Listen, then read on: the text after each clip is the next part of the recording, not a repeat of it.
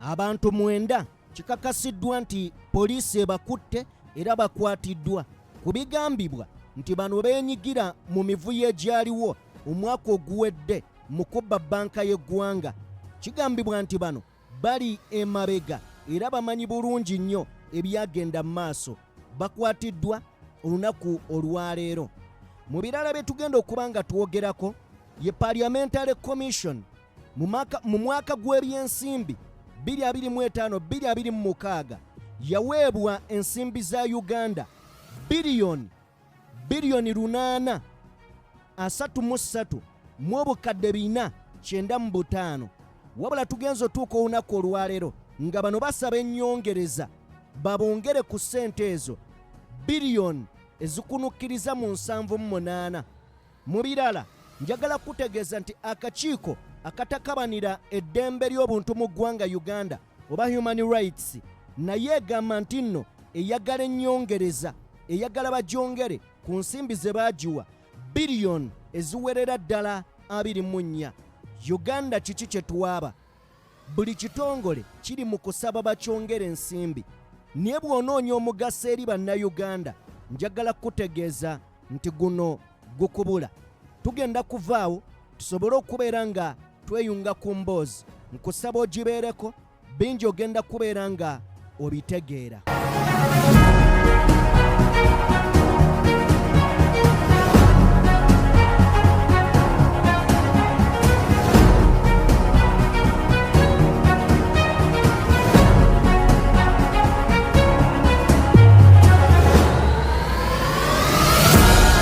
Mbaanirizaako bassebo ne bannyabo buli omu gy'osinziira okubeera ng'otugoberera abali mu bitundu by'ensi ebyenjawulo. Omukutu oli ku DPTV Uganda and of course yenze Sajjime abeerawo okuba nga mbatuusaako buli kimu ky'ogenda mu maaso n'okubeera ng'owulira.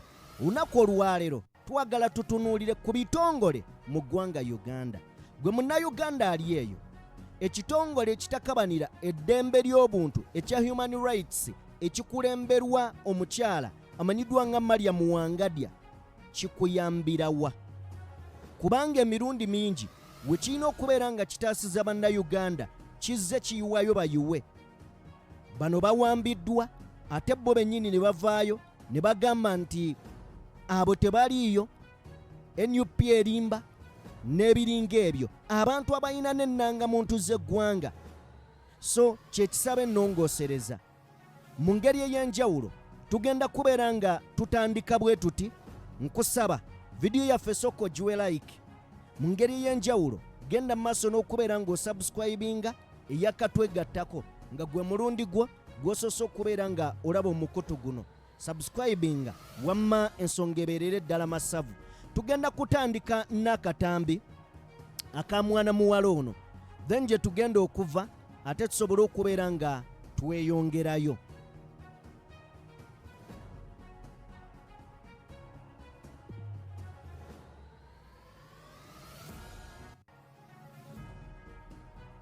Abali mu myaka gye abakyasoma magezi ki goyinza okubawa?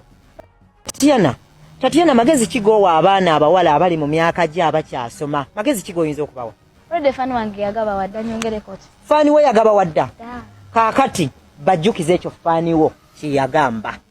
Carolina was the girl that I went to school in 1997. Yali mulungi ndibasanga wamwenya bwatiyo gamafudde mama. Everyone loved the Carolina kuva kunze mpaka kweti master. She used to call me Rasta Dio because I had no money yo. Nadamo kusanga Caroline galinga gwe basiga kevu. Ngayina ya siuka yina ya peluka bambina tulano kukaba.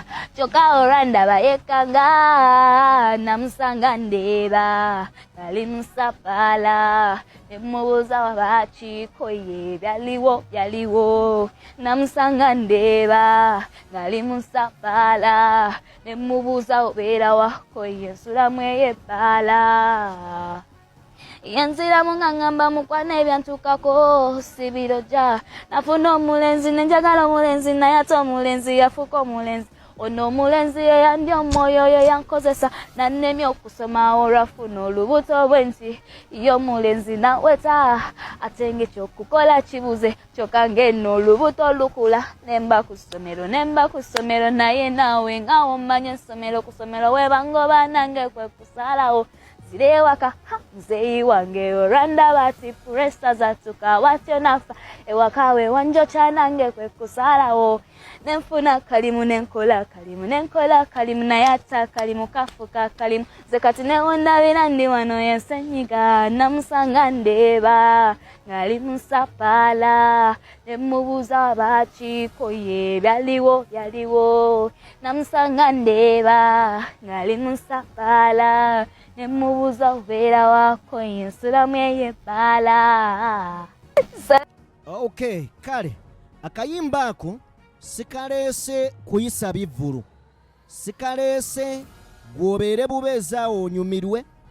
Kayimbibwa His Excellence Robert Kyagulanyi Ssentamu ye yakayimba, wabula nkaleese olw'ensonga amasomero gazzeemu. Taamu esooka eya 2025 yatandise. Omwana omuwala ali eyo, njagala omanye nti okusoma kirungi. By'oyagala oba bye bakulimba okubeera ng'okola mu kiseera kino biyinza okukuttira obulamu obuddako. Valiyuyo ng'omwana omuwala kusoma, nti omuntu agenda okuwasa, omuntu yenna agenda kozi ne bw'osoma ne bw'okola otyo oba olina okufumbirwa. Naye abaana abawala baweererwa olw'ensonga nti ye valiyu oluusi abazadde gye babateekako.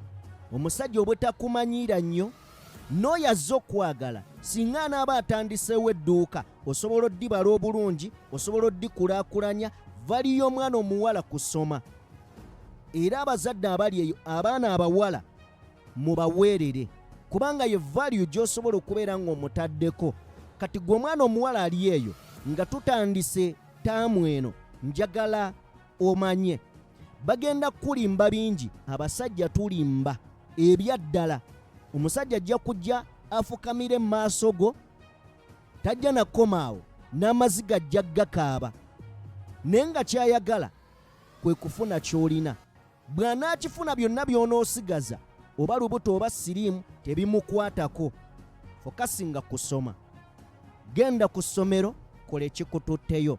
Musaasire ensimbi z'abazadde bammwe, oba oli awo abo abeewaayo okubeera nga babaweerera. Taamu etandise, bw'onalowooza nti n'amasanyu ogenda gakeera era ojja galekawo. Weegali ogasanzeewo ojja galekawo, n'abo abatannazaalibwa bajja gasangawo bagalekewo. So ensonga lwaki ndeese akayimba ako,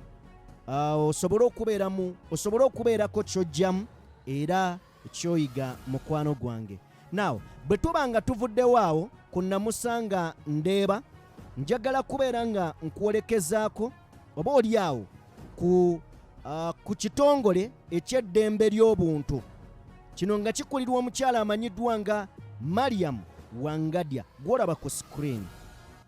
Njagala kujjukiza gwe munnayuganda mpuliriza nti byonna ebigenda mu maaso by'olabanga ebitali bya bulijjo mu Uganda, okutyoboola eddembe ly'obuntu, abantu okukwatibwa ne bateekebwa mu kkooti ezimenya amateeka, ne bataleetebwa mu kkooti. Omukyalo oyo ng'akulira Uganda Human Rights avunaanyizibwa okulondoola ebintu ebyo byonna. Naye gye buvuddeko yatukuba enkyukwe, abasoga gye bayita wununu yatukuba enkyukwe oba abasoga gye bayita wununu. Bwe yavaayo n'ategeeza eggwanga nti abantu ababanjibwa 18 ekibiina kya NUP bano mizimu, gyandibeeranga mizimu era tegiriiyo.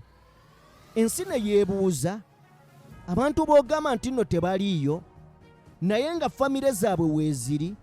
Bwe baakwatibwa baatwalibwa bagenda ne ku poliisi eziriraanye awo we babeera ne balipootinga n'ennangamuntu zaabwe weeziri.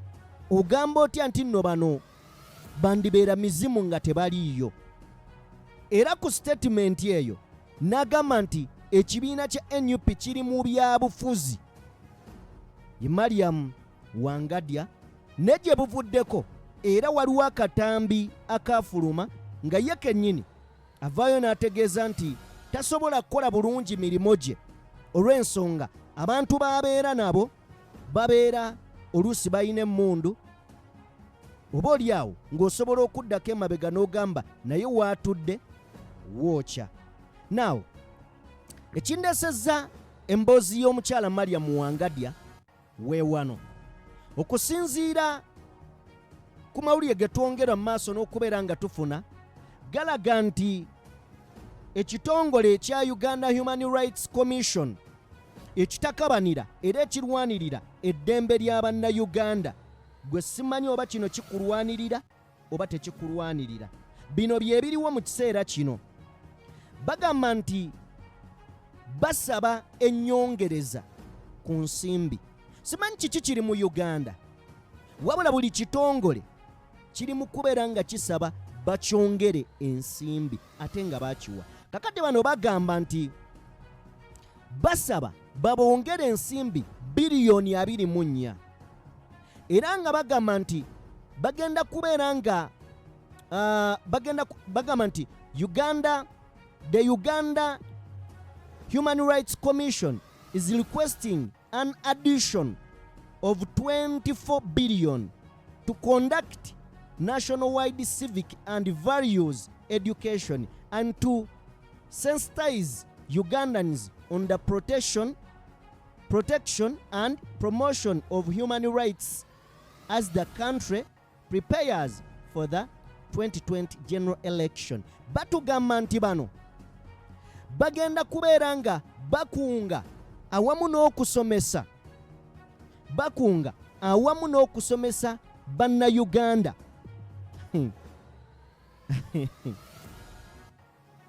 mbu kino ekitongole mbu kigenda kutusomesa awamu n'okubeera nga sensitizing mu Luganda kyeki otukunga ndowooza kigenda tusomesa otukunga okubeera nga twenyigira mu kalulu akajja era nga bagamba zino ssente bazisaba okusobola okusobozesa omulimo guno okugenda mu maaso era nga bagamba nti bazitemyetemye okusinziira bo bwe bawulira baagala. Kakati tetujja genda nnyo mu bingi mwe bazitemyetemye. Njagala kubuuza munnayuganda gwali eyo kino kidde eri ggwe. Basabye ennyongereza naye njagala kubuuza Uganda Human Rights ogirabye ddi ng'ekola emirimu gyayo on favor of Ugandans? Gwe olabye ddi Uganda Human Rights mu nteekateeka ennene era ez'omuzinzi eri Bannayuganda?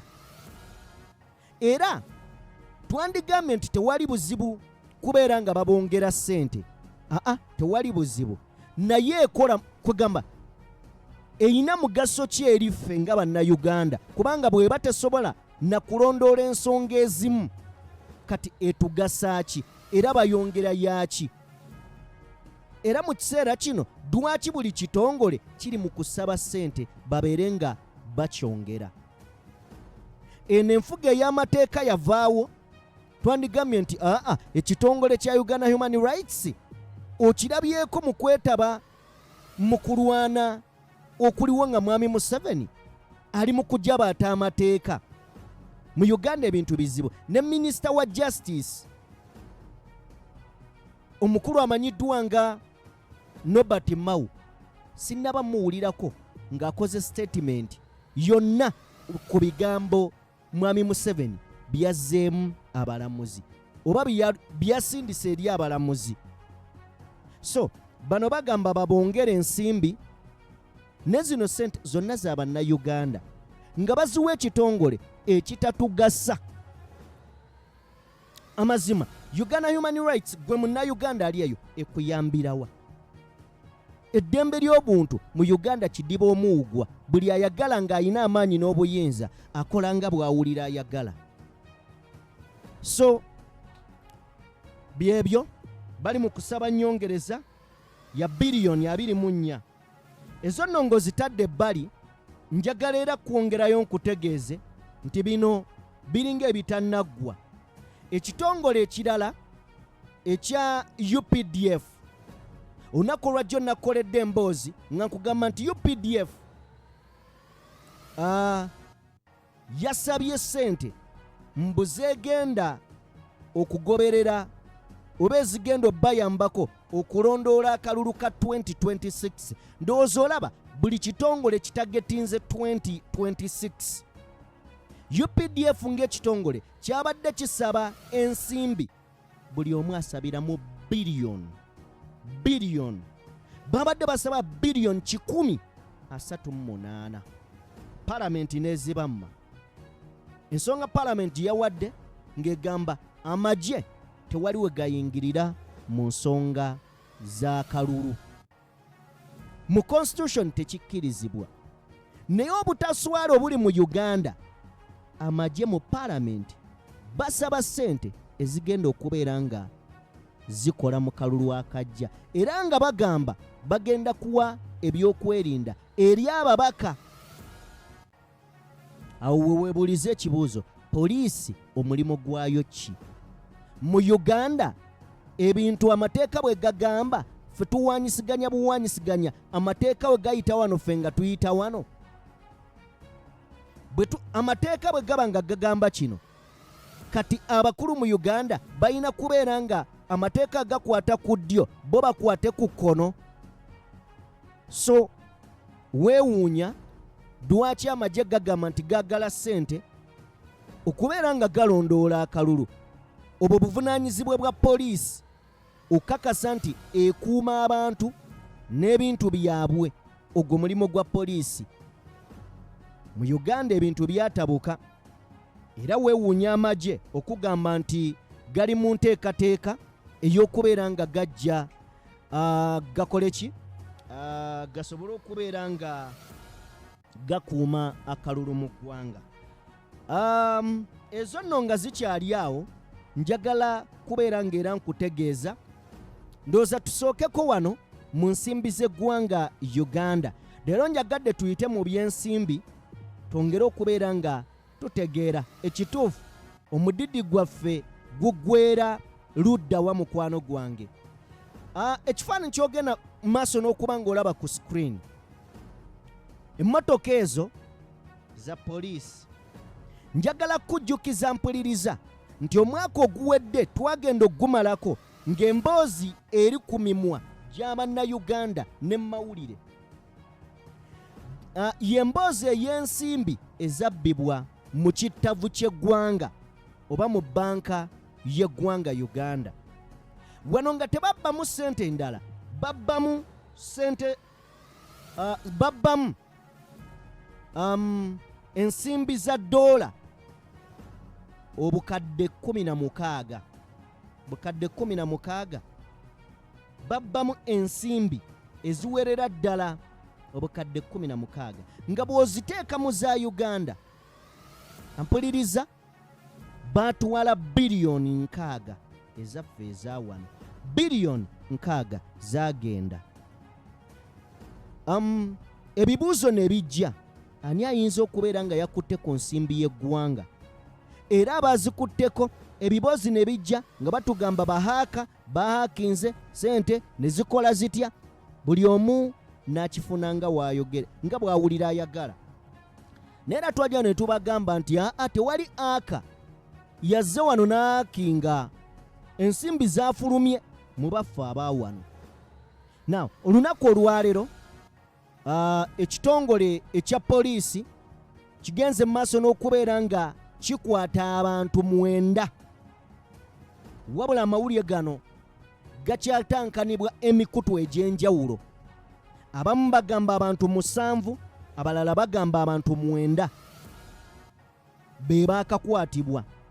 Era nga abakwatiddwa njagala kubeera nga nkuwaako ku details oba oli awo ku ebyo ebyajja byogerwa.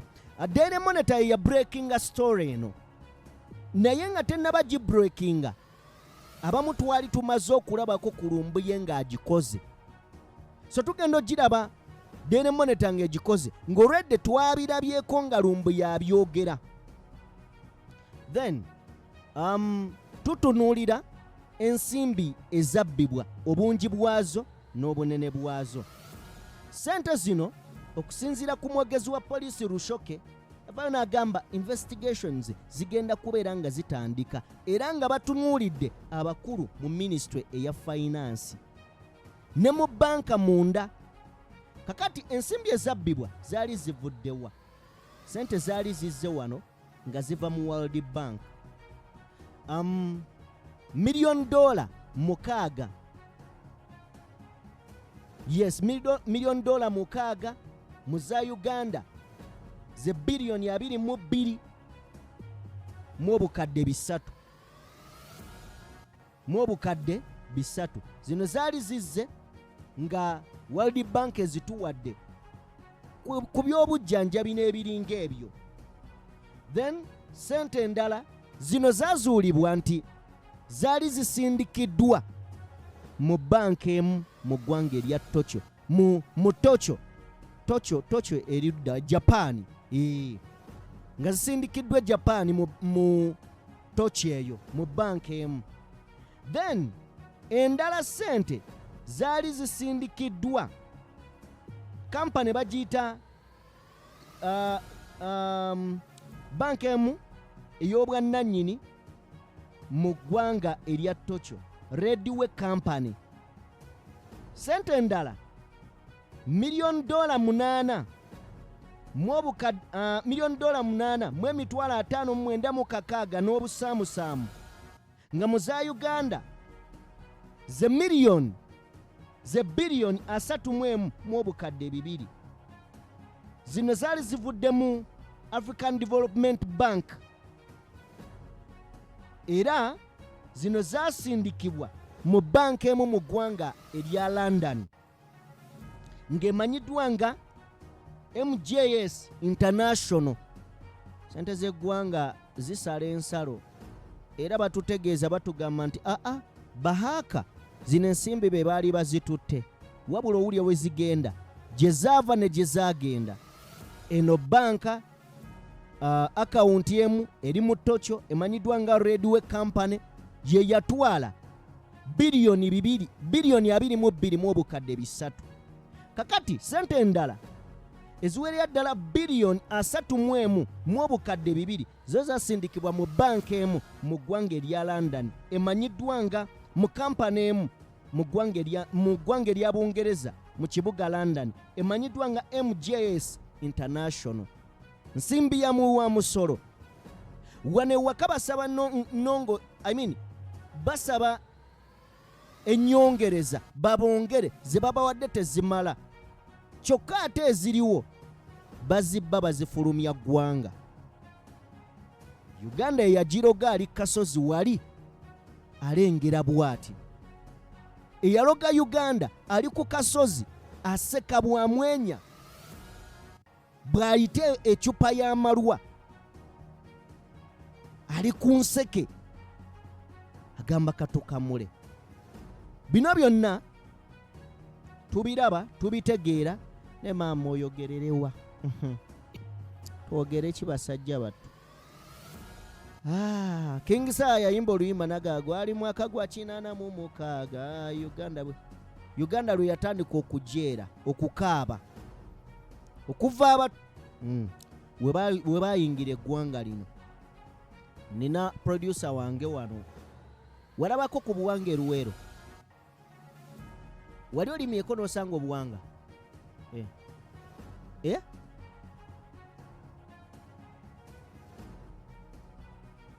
akoyumba. Funa microphone eno, soko fune microphone eyo awo gifuna awo, funa microphone awo kubuli wali olabe ku buwange wamu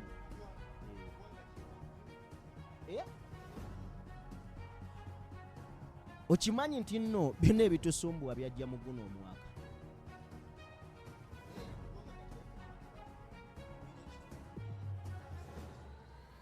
ewaluta maguzi alani mayanja gye buli nakati kati nno kale kankole kankole mu 86 eno Uganda lwe yatandika okujeera abasajja abajja nga baagalwa kakati ensi bakamula nkamule. So Uganda Bank of Uganda apuliriza mwenda gukwatiddwa ne tebannaba batulaga abakwatiddwa, simanyi lwaki oba babakwese lwaki oba lwakuba babba nnyingi ne babba ne batwala eyo ebweru mu mabanka ate amalala n'ogamba yii kale tujja kudda mu kolimanga naye awo nga tuvuddewo of course byali bingi. Ennaku z'omwezi zaali 4 omwezi gwali gwa 2 William Buzaali. Ennaku z'omwezi leero 4 omwezi gwa 2 omwogezi wa poliisi amanyiddwa nga Kitumu Lushoke agenze maaso n'okubeera ng'ategeeza nti basuspect bali mu kastode yaffe era nga tugenda maaso n'okubeera nga tufeffetta mu minisitule eyo ey'ebyensimbi okakasa nga twongera okuzuula ebintu ebirala bingi.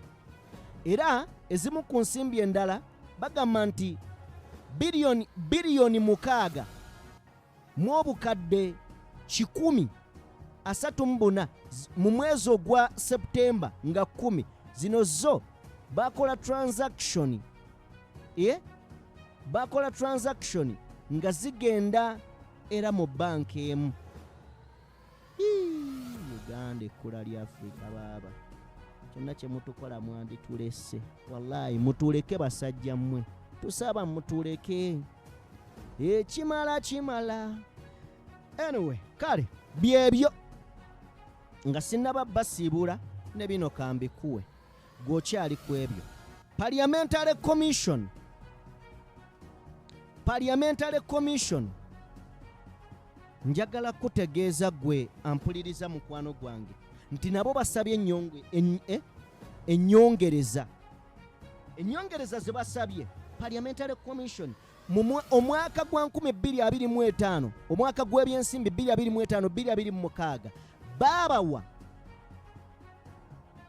biliyoni 833 mu obukadde 495 biliyoni 833 mu obukadde 495 billions.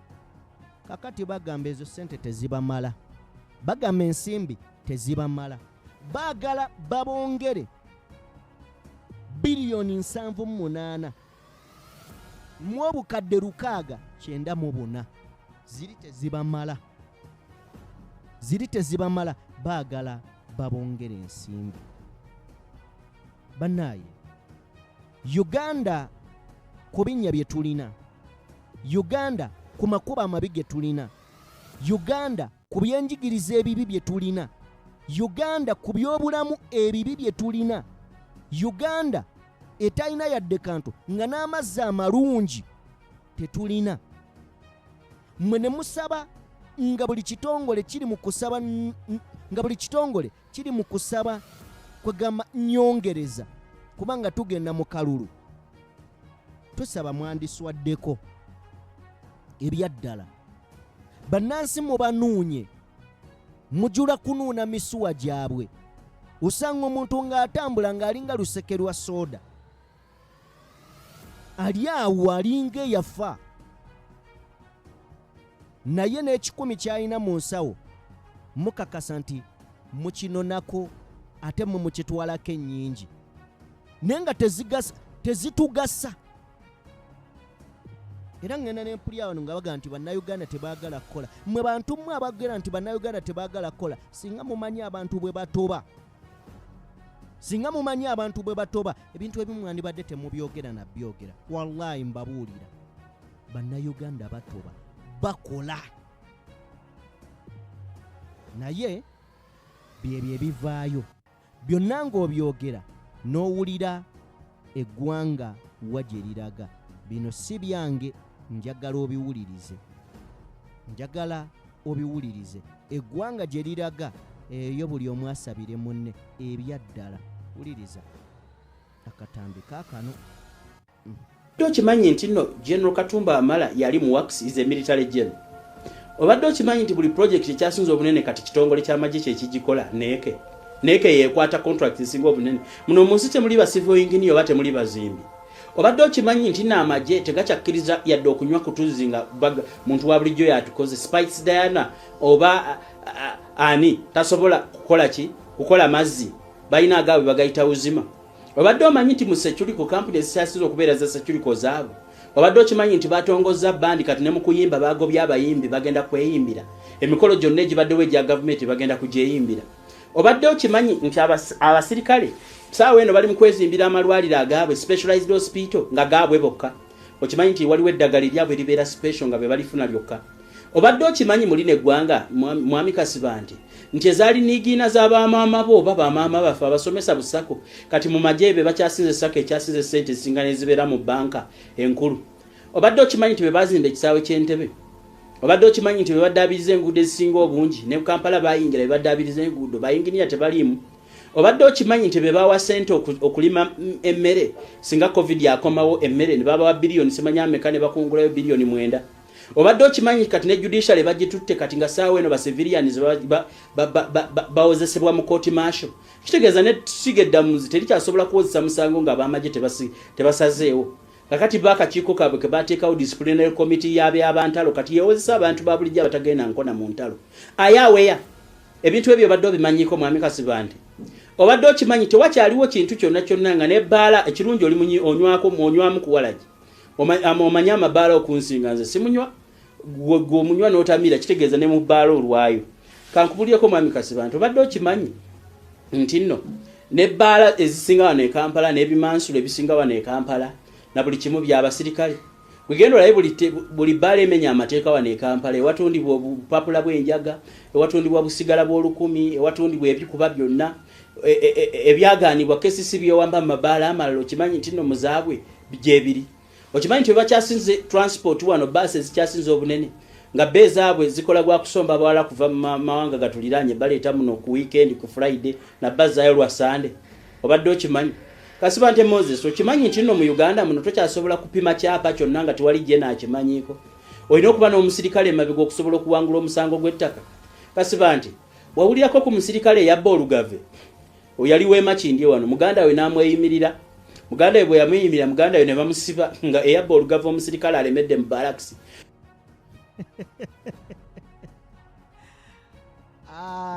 Kasuubire nti nno biwulidde kati nyongereko ki okujjako kwebaza nti weebale nnyo weebalire ddala obadde muwuliriza mulungi okuva gye tutandikidde okutuuka etumalidde. Eyo yeggwanga eryo lyeggwanga lyaffe tetuyinaayo ddala gano ge mazima ne bw'owulira ebirimu binnyika bikaabya era binakuwaza. Saba Katonda abankuumire abampeere bye musinga okubeera nga mwagala buli omu agumye munne eyo ye Uganda ate tetulina gye tulaga.